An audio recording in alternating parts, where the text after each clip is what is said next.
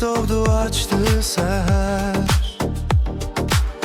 yüreğimde min arzular.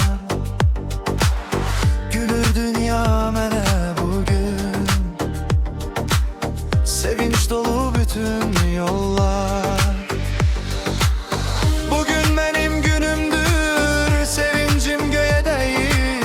Renklenip bütün dünya, yüreğim mahnı değil. Eller havada, gülüşler dilde, xoşbəxtlik var her yerde. Bugün benim günümdür, sevincim sığmaz yüreğe.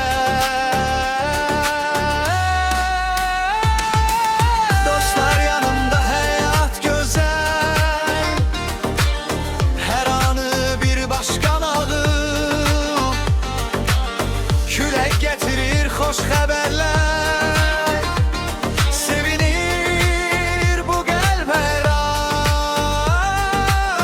Bugün mənim günümdür, sevincim göyə dəyir. Rənglənib bütün dünya, ürəyim mahnı deyir. Əllər havada, gülüşlər dildə, xoşbəxtlik var her yerde. Bugün benim günümdür, sevincim sığmaz yüreğe.